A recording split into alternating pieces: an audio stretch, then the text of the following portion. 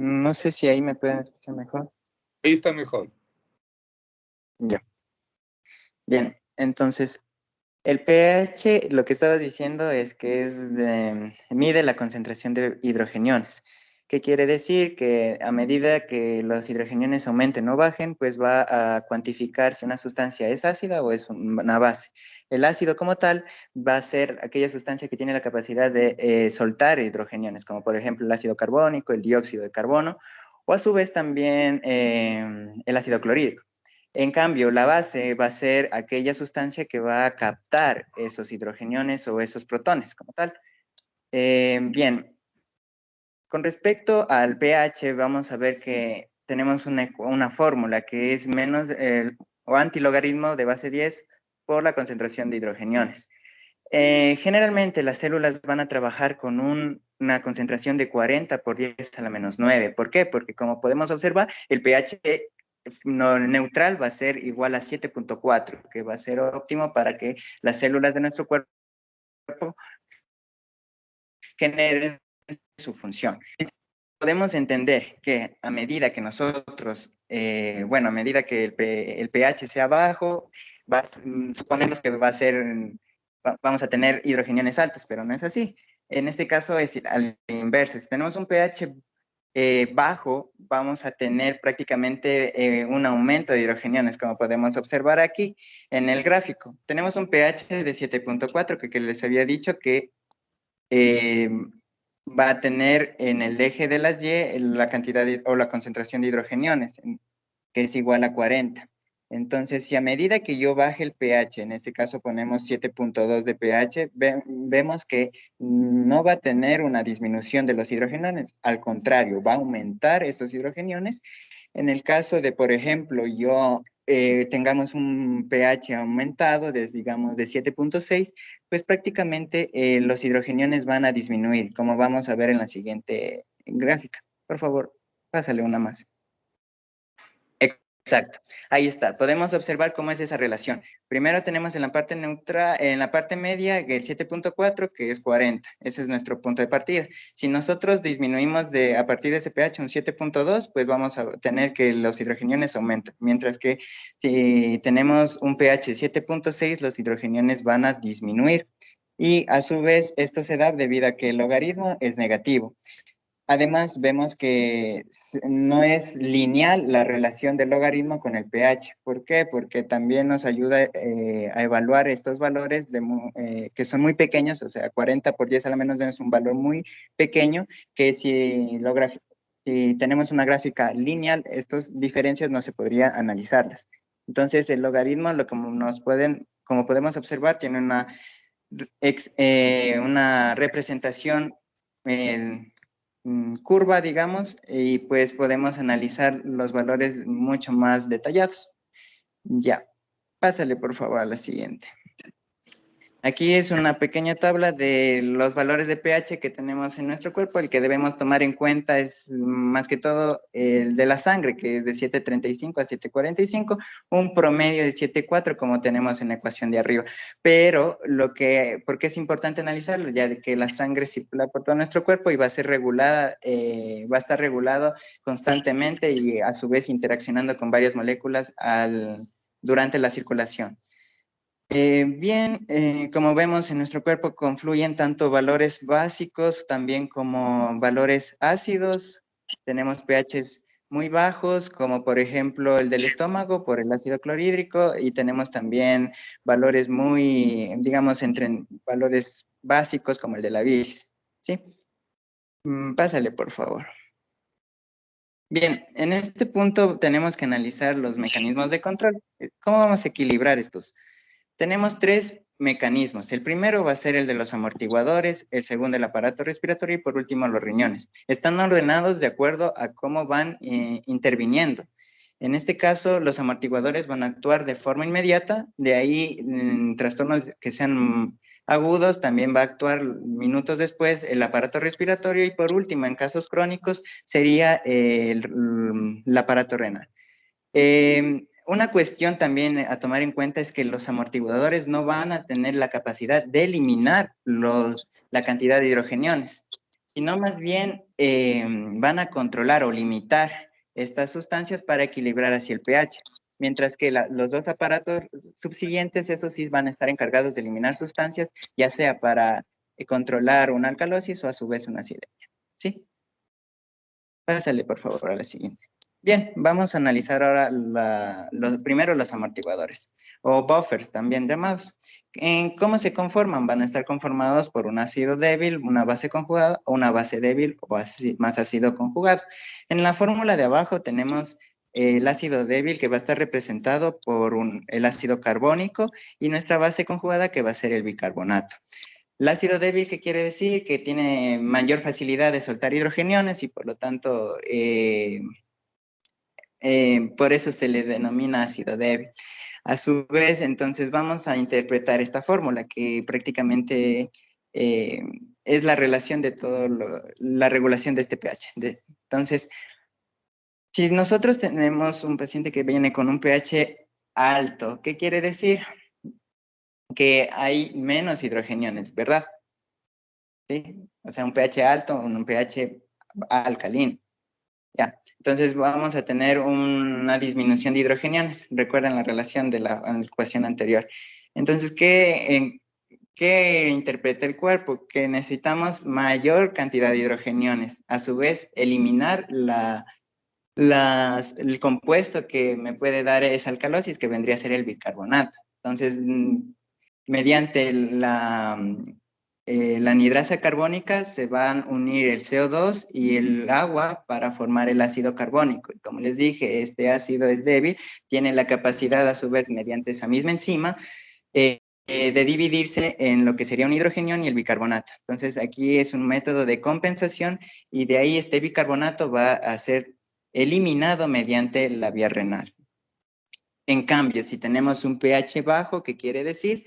Tenemos una alza en los hidrogeniones. Por lo tanto, hay mayor cantidad de hidrogeniones a nivel de, por ejemplo, líquido extracelular. Entonces, el bicarbonato trata de regular al unirse con el hidrogenión y mediante esa misma enzima, la anhidrasa carbónica, forma este ácido carbónico y a su vez, mediante la enzima, va a dividirse en CO2 y agua. Este CO2, al ser un gas, va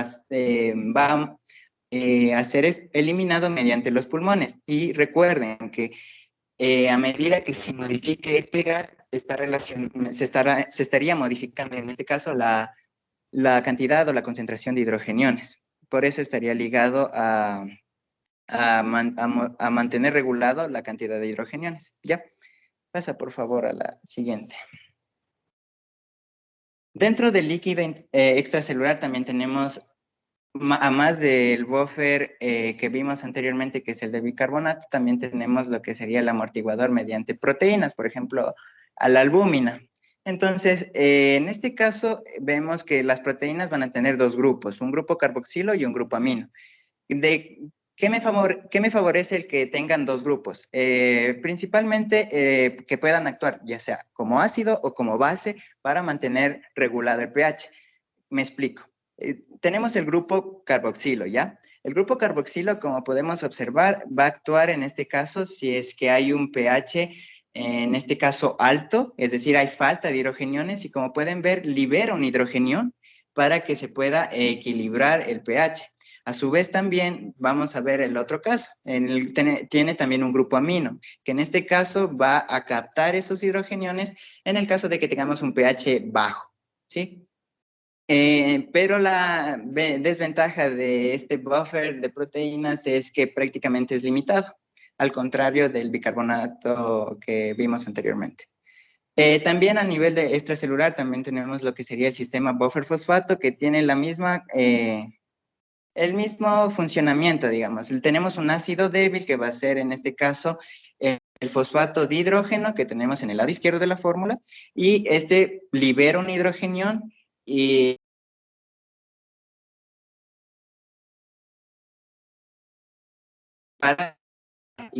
sigue en un hidrógeno.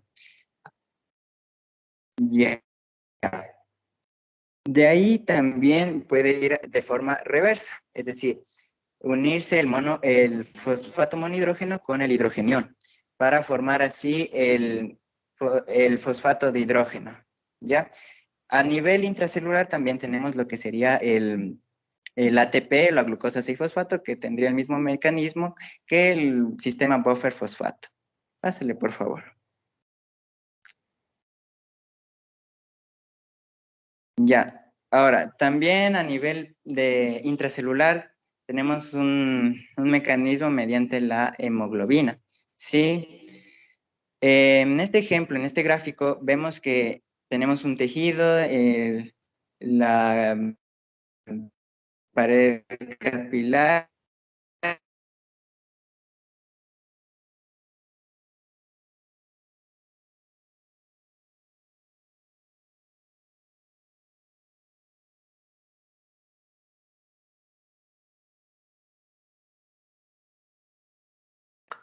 No te escuchamos. Disculpe, Doc, la conexión está un poco inestable. No sé si me escuchan ahí. Ahí está mejor. Si puedes repetir la última parte. Ya repito toda esta diapositiva. Verán, lo que les estaba explicando es que prácticamente este gráfico lo que viene a representar es la relación del CO2 que va a ser eliminado de las células de un tejido. Recuerden que al estar alejado de los pulmones va a predominar el gas del CO2. Entonces, este CO2 va a ingresar por el eritrocito, al ser un gas mediante la difusión, no necesita ningún contrasportador o contratransportador. Entonces, como podemos ver, se nos forma la misma ecuación que la acabamos de revisar. Entonces, el CO2 se une al agua mediante la anhidrasa carbónica, forman el ácido carbónico y este a su vez va a dividirse en un protón y el bicarbonato. El bicarbonato puede también actuar saliendo del eritrocito mediante este contratransportador de cloro para regular el medio que está predominantemente controlado por el CO2, es decir, a nivel del plasma. Entonces puede ser también un medio para amortiguar. Pero a su vez, regresando dentro del eritrocito, nos queda este hidrogenión. Este hidrogenión no va a quedar suelto dentro de la célula, por lo tanto se va a unir la hemoglobina. ¿Ya? Así se mantiene controlado hasta que la circulación llegue a nivel pulmonar, que vamos a ver la siguiente gráfico. Por favor, pásale. Ya, aquí tenemos ya lo que pasaría si es que nos encontramos cercano o sería en el intercambio, digamos, a nivel alveolar, en el intercambio gaseoso. Tenemos alta predominancia de oxígeno, que en este caso va a unirse a la hemoglobina soltaría el hidrogenión y como vemos acá, anteriormente entraba cloro y salía bicarbonato, ¿verdad? Pero en este caso sale el cloro y entra el bicarbonato. Este bicarbonato se une con el hidrogenión que es soltado por la hemoglobina y es la misma secuencia de la ecuación. En este caso se transforma en ácido carbónico y por último se descompone en lo que sería el CO2 y el agua. El agua se conserva y el CO2 sería eliminado por vía aérea. ¿Sí? Pásale, por favor. Ya, en este caso también vamos a hablar acerca de la ecuación de Henderson-Hasselbalch. Ya, que el pH, que menciona que el pH es igual a pK o la constante de disociación más el logaritmo sobre, que sería igual al logaritmo de un ácido débil sobre la base conjugada. ¿Ya? Entonces, para explicarles un poco mejor a qué se refiere la pK o constante de disociación, vamos a analizar este gráfico de acá abajo. Es decir, imagínense que tenemos un estanque, ¿ya? Un estanque en donde prácticamente vamos a mezclar ácidos y bases. Si nosotros llenamos un estanque con prácticamente el 50% de ácido y 50% de base, en este caso vamos a tener una pK de 6.1 o de 6.1 ya, 6.1, que como está en la fórmula. Es decir, que a medida que yo aumente o disminuya una de esas dos concentraciones, el pH va a variar, ¿sí? A su vez, lo que quiere decir es que prácticamente las concentraciones de ácido y base van a estar equilibradas en un 50%. Entonces, esa vendría a ser nuestra pK. Bien, y ahora, ¿por qué en esta fórmula no escojo los hidrogeniones como ácido, sino el CO2? Ya sabemos que el bicarbonato es una base, entonces vendría a ser nuestra base conjugada, ¿no es cierto? Pero en este caso los hidrogeniones, ¿por qué los represento con el CO2? Ya vimos que anteriormente el CO2 va a regular mediante su eliminación la cantidad de hidrogeniones. Es por eso que esa relación que existe entre el CO2 y los hidrogeniones viene a representar o viene a ser utilizado en esta fórmula. Y bueno, el 0.03 viene a ser este factor de coeficiente de solubilidad, en este caso del CO2, ¿sí? Y resolviendo toda esta ecuación me da un pH de 7.4, que sería lo normal, como ya lo vimos anteriormente. Ya, pásale, por favor. Ahora pasamos a la siguiente regulación. Si los amortiguadores ya actuaron, ahora viene la respiración. ¿Cómo va a actuar? En este caso, mediante algunos quimiorreceptores a nivel periférico o a su vez también a nivel central. A nivel periférico, generalmente tenemos quimiorreceptores a nivel del arco o el callado de la aorta y también en la bifurcación de la carótida. Pero estos van a ser sensibles principalmente al CO2, pero también a una baja del oxígeno. Y estas luego mandan señales al bulbo raquídeo donde se encuentra el centro respiratorio. Es decir, este bulbo raquídeo llega al grupo respiratorio dorsal y estas mandan señales a las neuronas motoras somáticas para que el diafragma, en este caso los músculos intercostales, el esternocleidomastoideo, aumenten la ventilación. ¿Para qué? Para que aumente la presión de oxígeno y disminuya así también la cantidad de CO2 y así se regule la cantidad de hidrogeniones en nuestro cuerpo. Entonces, ¿qué ocurriría si tenemos un aumento del CO2? Pues una respiración profunda y rápida, es decir, tratar de eliminar la mayor cantidad de CO2 de nuestro cuerpo. En cambio, si tenemos una cantidad de CO2 disminuida, pues vamos a tener una respiración superficial y lenta, evitando en este caso que nuestro CO2 sea eliminado muy rápido. Ya, pásale, por favor. Por último, vamos a hablar de la regulación renal. La regulación renal es en casos, en casos crónicos, sí, pero siempre va a actuar. Entonces, va a actuar de tres maneras. Principalmente la reabsorción de bicarbonato, luego la formación del ion amonio y por último, el manejo de ácidos titulables. En este caso, por ejemplo, si tenemos en este gráfico, si yo tengo un paciente que presenta una acidemia, ¿ya? ¿Cómo van a actuar tanto el ion amonio y los ácidos titulables? Vemos que el control de los ácidos titulables es 22 y en un paciente con acidemia, pues no aumenta su concentración mucho, al contrario que el ion amonio lo aumenta demasiado. Es por eso que vendría a ser uno de los más importantes debido a que reutiliza las moléculas para eliminar el exceso de hidrogeniones y a su vez también es un método para formar nuevo bicarbonato. Ya, pásale, por favor. Bien, el primer método por el cual, o mecanismo que regula a nivel renal, pues va a ser la reabsorción de bicarbonato. A nivel del túbulo contorneado proximal va a ser el punto en donde mayor se reabsorba este compuesto, en este caso el 80%. Luego a la asa ascendente Henle un 10%, el túbulo contorneado distal un 6% y en el túbulo colector un 4%. En el lado de la derecha tenemos una representación de las células del túbulo proximal. ¿Cómo va a actuar? Mediante la filtración pueden pasar el bicarbonato al lumen y pues tenemos que tiene una carga negativa y por lo tanto no va a poder traspasar al estar cargado esa barrera al interior de la célula.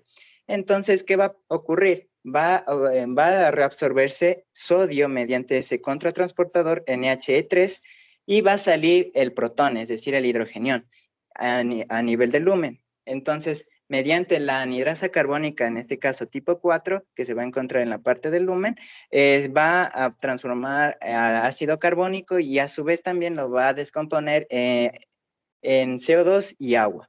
Estas dos moléculas son mucho más fáciles de que traspasen esa barrera hacia el interior de la célula. Y como podemos ver a nivel interno ya, van a actuar con una segunda enzima, en este caso la anhidrasa carbónica tipo 2, y a su vez esta va a descomponerla en un protón y el bicarbonato. El bicarbonato se va a reabsorber mediante este cotransportador junto al sodio que también se reabsorbió mediante el cotransportador NBCE1A.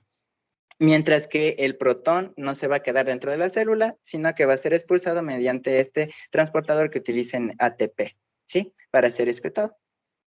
Ya, pásale, por favor. También tenemos que a medida de en las células intercaladas del túbulo colector pueden actuar dependiendo del pH. Es decir, tenemos la de tipo A y la de tipo B. La de tipo A, en este caso, podemos observar que reabsorbe el bicarbonato y excreta, en este caso, los hidrogeniones del mismo mecanismo que vimos anteriormente, ¿sí? Pero las intercaladas tipo B hay una novedad. En este caso, lo que hacen es excretar el bicarbonato y a su vez reabsorber hidrogeniones, ¿sí? Entonces, estos dos tipos de células, tipo A y tipo B, van a actuar dependiendo del pH, si necesitan reabsorber más bicarbonato o a su vez hidrogeniones. Pásale, por favor. Bien, en este caso, si es que tenemos demasiada concentración de hidrogeniones a nivel intracelular, como podemos ver en el gráfico de la izquierda, ya de por sí habíamos visto en la tabla de pH que la orina va a ser un poco ácida. Entonces, si es que aumentamos y si excretamos todo ese ácido hacia el lumen, hacia los conductos de los túbulos, pues pueden dañar la nefrona. Entonces, ¿cuál sería el mecanismo para mantener controlado sin que dañe a nivel, o sea, los túbulos como tal? Entonces, aquí nuevamente reaparece lo que habíamos analizado, que era el buffer fosfato, ¿se recuerdan? Entonces, los hidrogeniones, al estar concentrados a nivel interno de la célula, van a salir mediante este contratransportador de sodio, es decir, entra sodio, sale el protón al lumen. Tenemos ahí el fosfato monhidrógeno que está viniendo de la filtración y por lo tanto se va a unir o encontrar con ese hidrogenión. Ese hidrogenión con la anhidrasa carbónica, perdón, ese hidrogenión con este fosfato monhidrógeno se unen y forman el fosfato de hidrógeno, que este va a ser excretado, va excretado por la orina. Ya. En cambio, el del lado derecho va a ser en el caso de formar el ion amonio. En este caso, hay que recordar que el predecesor de todo este mecanismo va a ser un aminoácido llamado glutamina. Esta glutamina se delamina mediante la glutaminasa, pues, y da como resultado el NH4 o a su vez también el NH3, ¿sí? Y también, por último, como vemos al último, finaliza con un bicarbonato, ¿ya? Este NH3 tiene la capacidad, al no estar cargado, de traspasar la barrera y actuar tanto a nivel extracelular como intracelular. Es decir, puede sacar los hidrogeniones que se encuentran a nivel interno o a su vez reabsorber ese hidrogenión del lumen y transportarla a nivel intracelular. Ya, como también vemos el ion... en este caso, el NH4 puede salir o ser excretado mediante el contratransportador de sodio, ¿sí? Y el bicarbonato puede ser reabsorbido mediante el cotransportador, ¿sí? Pásale a la siguiente para que me puedan entender un poco mejor, que tenga una imagen mucho mejor. Pásale, por favor. Ya, ahí está.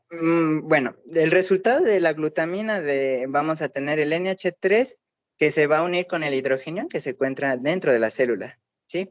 Y este va a formar NH4 que a su vez mediante un contratransportador va a ser excretado, o sea, va a salir al lumen y luego va a ser excretado. A su vez también les había mencionado que este NH3 al no estar cargado puede salir de la barrera o cruzar muy fácilmente y unirse a los hidrogeniones que se encuentran en el lumen y a su vez formar NH4 y salir. Y como vemos, se forma nuevo bicarbonato a partir de este método, ¿sí? Ya, la siguiente, por favor.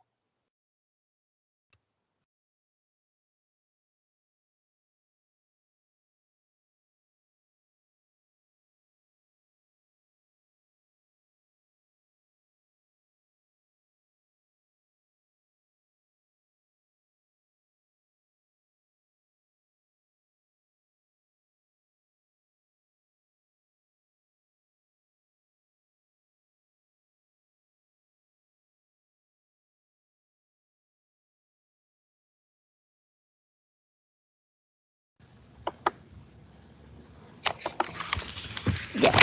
Sí, están viendo las diapos, ¿verdad? Ya. Sí.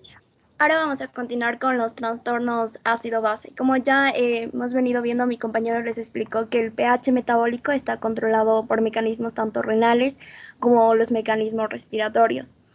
Cualquier alteración que se produzca en el pH pues van a ser reflejados en los estudios de gases evaluados a nivel de la sangre. Entonces, estos trastornos de ácidos bases primarios están clasificados de acuerdo al mecanismo subyacente, que puede ser metabólico o respiratorio, y el efecto que este causa sobre el equilibrio ácido-base, que puede ser una acidosis o una alcalosis. Aquí tenemos los valores de referencia del pH normales. Ya les voy a señalar. Ya. Aquí tenemos los valores de pH de referencia, que mi compañero también lo resaltó, 7.35, 7.45, un promedio de 7.40. Sin embargo, hay que recalcar que estos valores de referencia a nivel de Quito pues se mantienen, pero en la PCO2, que los valores normales están entre los 35 y 45, pues varía a nivel de Quito. Tenemos de 28 a 32. Aunque esto ya va a ser explicado posteriormente mejor ya con una evaluación de la gasometría. También tenemos los valores normales del bicarbonato, que es de 22 a 26. Esto varía a nivel de Quito, encontrándose entre los 16 a 20 milímetros de mercurio. Los valores del oxígeno están entre los 60 y 90, mientras que a nivel de Quito pues, podemos encontrar mayor a 60. Ahora sí. ¿Puedes regresarle? Ya. ¿De dónde sacaste esa tablita? Nos dieron en una práctica de bioquímica. Dice modificado a partir de Masón. Ah, como le veo que está, dice publicado en el Nephrology M, pensé que estaba sacando de ahí. Siga No. nomás. Ya. Listo. Aquí tenemos la acidosis metabólica. En la acidosis metabólica, pues, ¿qué nos va a decir acidosis? Que tenemos un pH bajo. Y metabólica, que hay una alteración en el nivel renal. Entonces, un pH ácido vamos a tener cuando exista una mayor cantidad de hidrogeniones, o a su vez puede existir pues por una menor cantidad de bicarbonato. Entonces, ¿cuál es la característica de esto? Que vamos a encontrar un pH bajo y también vamos a encontrar una presión de CO2 pues también disminuida y el bicarbonato bajo. Aquí tenemos una característica que es el anión GAP. ¿Para qué nos va a servir este anión GAP? Este anión GAP nos va a servir para tener o nos sirve de referencia para ver la posible causa de la acidosis metabólica. Entonces vamos a tener una acidosis metabólica con anión GAP elevado, o puede existir una acidosis metabólica con anión GAP normal. Cuando existe un anión GAP elevado, puede ser en circunstancias como un infarto cardíaco, en donde parte de nuestro corazón pues no va a estar recibiendo oxígeno y esta va a obtener ATP, es decir, energía a partir de la glucólisis, que es un proceso anaerobio. Entonces, ¿qué nos va a dar como resultado? Nos da la formación de ácido láctico. Entonces, en nuestro cuerpo se va a ver un cúmulo de ácidos. Es decir, en el anión GAP elevado, para hacerlo más sintético, es dado por una acidosis debido a un cúmulo de ácidos en nuestro cuerpo, mientras que un anión GAP normal va a existir un bicarbonato, o sea, va a existir acidosis debido a una eliminación de bicarbonato, un exceso de bicarbonato. Entonces, continuando con el anión GAP elevado, como ya se dijo, en un infarto de miocardio, pues da como resultado la formación de ácido láctico. Entonces, ¿qué produce este exceso de ácido en nuestro cuerpo? Que estos ácidos, por ejemplo, aquí tenemos un ácido, entonces que el hidrógeno liberado de este ácido se va a unir a nuestro bicarbonato y se va a formar el ácido carbónico. Entonces, en nuestro cuerpo va a haber un cúmulo de ácidos que va a alterar nuestra brecha aniónica. Igualmente pasa en la diabetes, en donde va a existir el metabolismo de el metabolismo de los ácidos grasos y como resultado va a dar acetoacetato y la beta hidroxibutirato. Entonces, ¿qué son estos? Son cetoacidosis, o sea, nos va a provocar un cetoacidosis y es lo mismo, va a haber demasiado ácido en nuestro cuerpo. En el caso del etilenglicol, igual pasa lo mismo. Esta se metaboliza y va a dar como resultado pues, el ácido oxálico. En el metanol sucede lo mismo. En todas estas patologías, como en la pintura o pegamento, que es denominado también como tolueno, va a producir esto, el cúmulo de ácidos. En cambio, ¿qué pasa en una insuficiencia renal grave? Como sabemos, en nuestro cuerpo tenemos ácidos volátiles y ácidos no volátiles.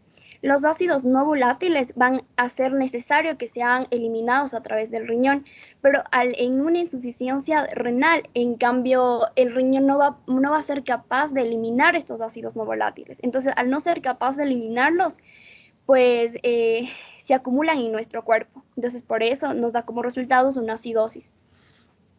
Cuando tenemos un anión GAP normal, en procesos como la diarrea, donde va a haber una eliminación del bicarbonato.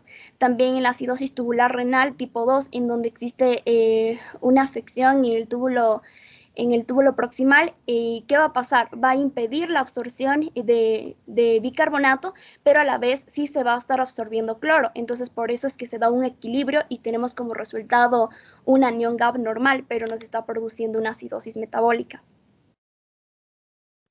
Ya, aquí en la clínica lo que nos los pacientes lo que nos va a manifestar son cefalea, hipotensión, una hipercalemia, también espasmos musculares, náuseas, vómito, una disminución del tono muscular, la disminución de reflejos y la respiración de Kussmaul por la compensación que intenta dar el cuerpo.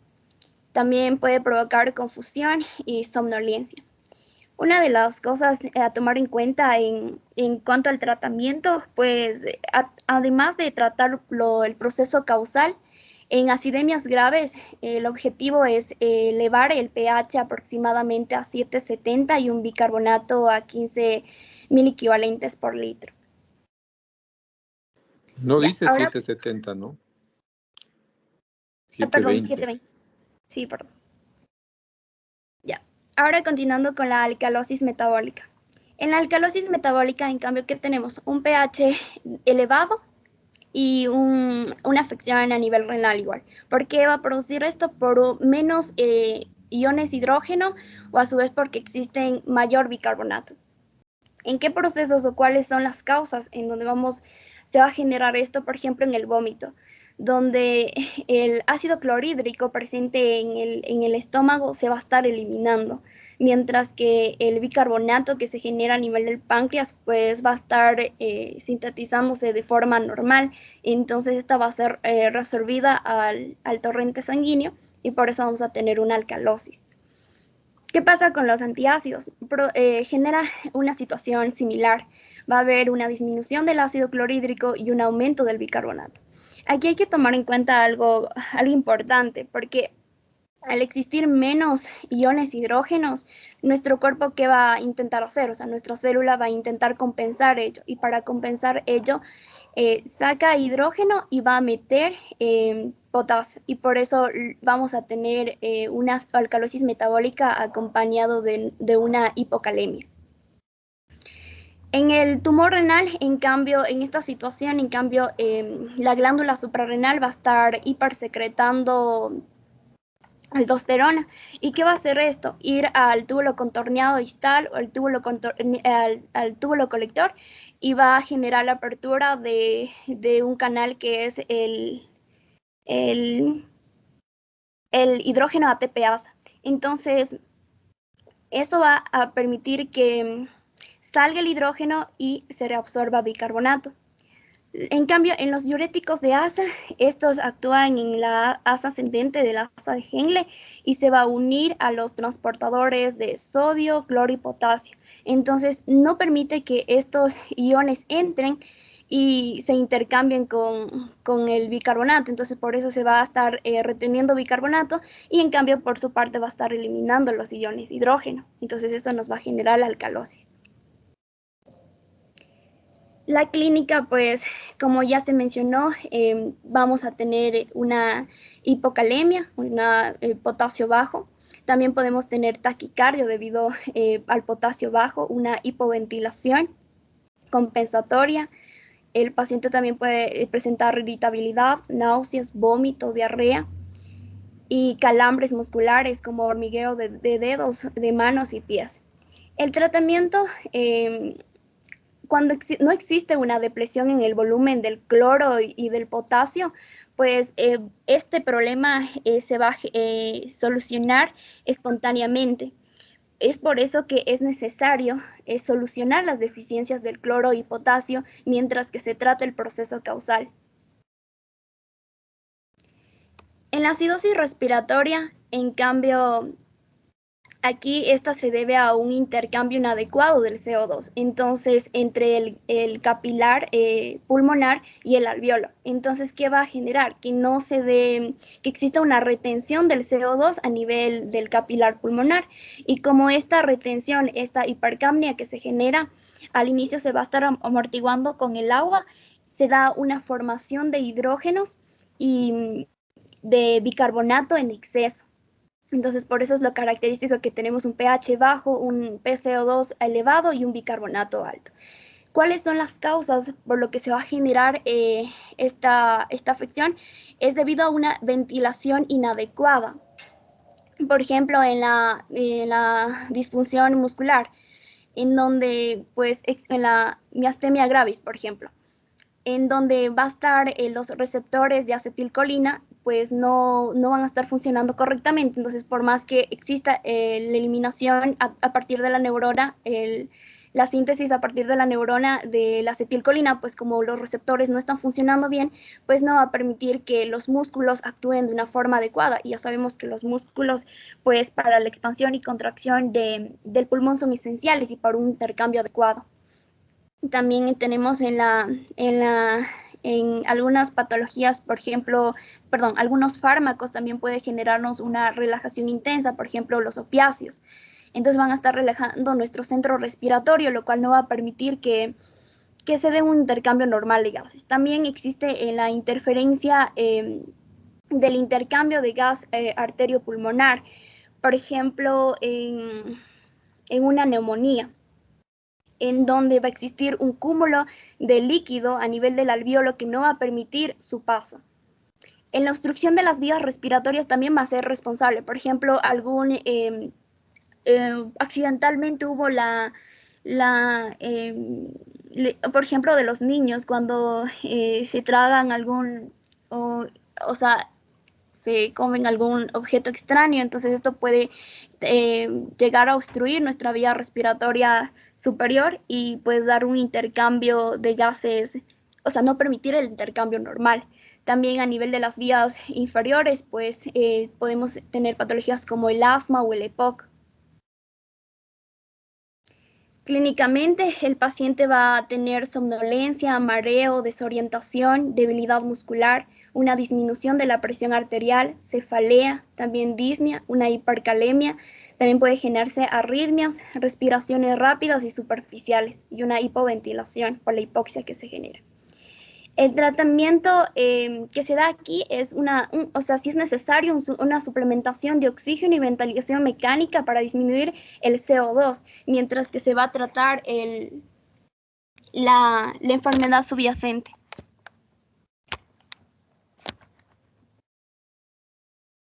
Aquí tenemos la alcalosis respiratoria. En la alcalosis respiratoria, en cambio, existe un intercambio mayor de CO2, es decir, va a haber una hiperventilación que nos va a estar eliminando mayor cantidad de CO2. Entonces, va a existir una hipocapnia. Entonces, esto va a generar un aumento del pH arterial y la reducción del bicarbonato. ¿Y cuáles son las situaciones en las que se va a generar esto? Por un aumento del impulso respiratorio o cuando se genera una hipoxia, por ejemplo, en procesos normales, por ejemplo, cuando existe una elevada altitud, o también enfermedades pulmonares que da una estimulación de los receptores de estiramiento torácico, por ejemplo, un embolismo pulmonar. La clínica que los pacientes van a presentar es una hiperventilación, taquicardia, también se puede presentar un entumecimiento y hormigueo de las extremidades, una hiperreflexia y calambres musculares, también puede generar convulsiones, un aumento de ansiedad y un aumento de la irritabilidad. El tratamiento es el trastorno, la corrección del trastorno primario, pero también si existe una intoxicación por salicilatos, se recomienda una diuresis forzada o alcalinización de la orina o hemodiálisis. En caso de una hiperventilación psicógena, se recomienda una reinhalación con bolsa cerrada. Y en caso de que exista una alcalemia grave con un pH mayor a 7,55, se recomienda una acetosolamida o la hipoventilación controlada con ventilación mecánica.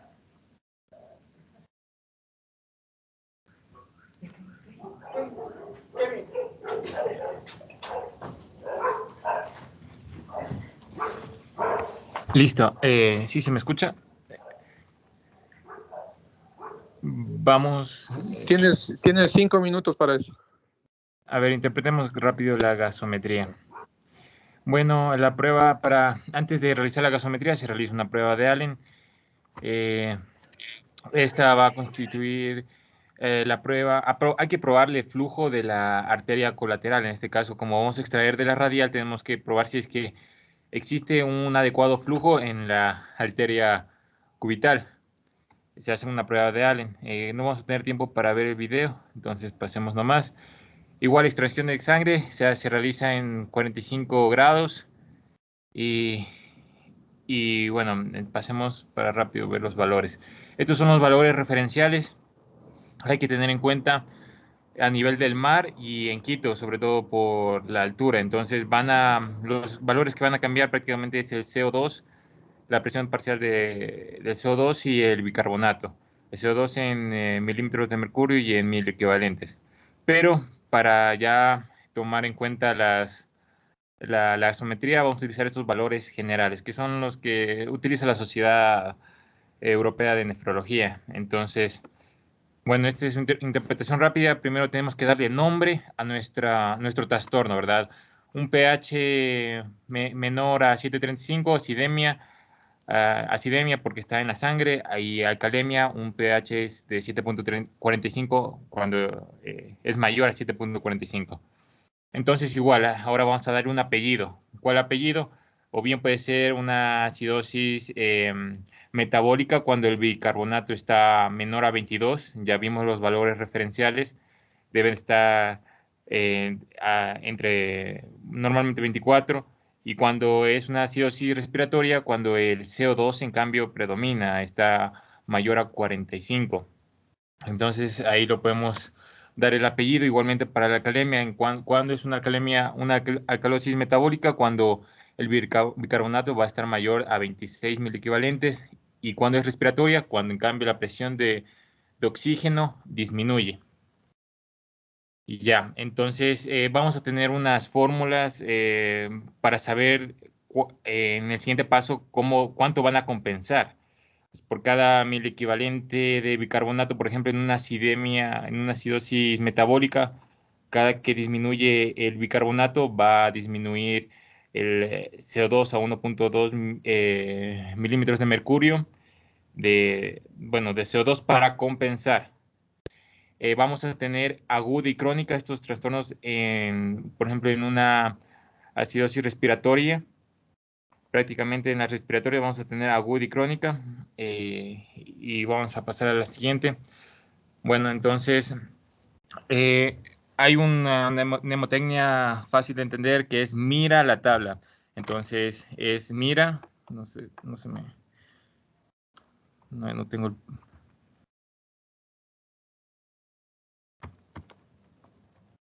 Ya, bueno, entonces es mira la tabla, mira de metabólico igual, o sea, las flechas en acidosis o alcalosis metabólica van a estar igual.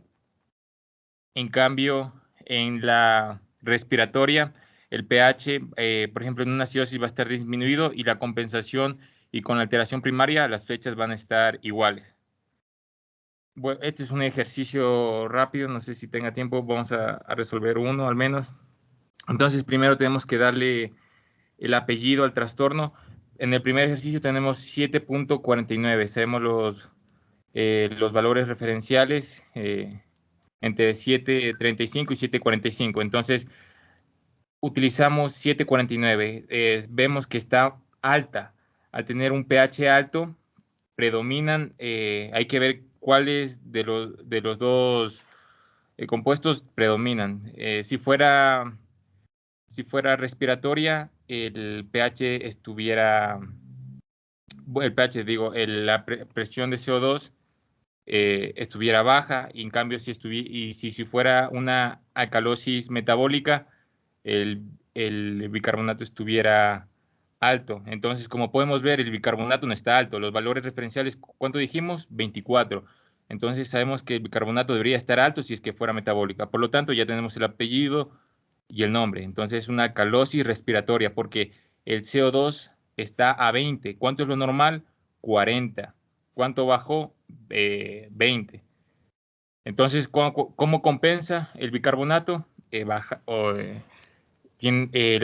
Lo compensa bajando el bicarbonato. Entonces, en el segundo ejercicio igual tenemos un pH de 4.3, es demasiado bajo. Hay que tomar en cuenta que cuando el pH está demasiado bajo, o bien puede ser que no está compensado, o puede ser que está muy compensado, o sea, un trastorno mixto. Entonces, cuando el pH está demasiado alejado, hay que saber que no está tan compensado. O puede ser que sí esté. Veamos. Entonces, sabemos que esto ya es una acidosis. ¿Cuál es el apellido? Vemos que el bicarbonato está en 13. Lo normal es 24. Bajó. En cambio, en el CO2 lo normal es 40. Está en 27. Igual bajó. Entonces, aquí tenemos que tomar en cuenta, a ver, si el pH está bajo, debería predominar o bien un aumento de CO2 o bien una baja de bicarbonato. Aquí el CO2 no está aumentado. Entonces, lo que nos explicaría sería una acidosis metabólica. Ya. Solo hacemos esos ejercicios, esos dos ejercicios para así. Hasta ahí está bien. A manera de ejemplo, ese de pH 4, bueno, a manera de ejemplo está bien, pero en realidad yo nunca he visto un pH menor de 7. Una vez vi un pH de 6.9, pero el paciente se murió ese momento. Entonces es bastante, o sea, didáctico sí, pero está muy bien. Me ha gustado bastante cómo has puesto este grupo. Está bastante bien cumplido los parámetros que indiqué, la cita bibliográfica, las imágenes. Por favor, quisiera que preparen ustedes quiero que preparen unas 5 preguntas cada uno y me van a enviar. Vamos a hacer una pruebita para la próxima semana. ¿Preguntas que tengan?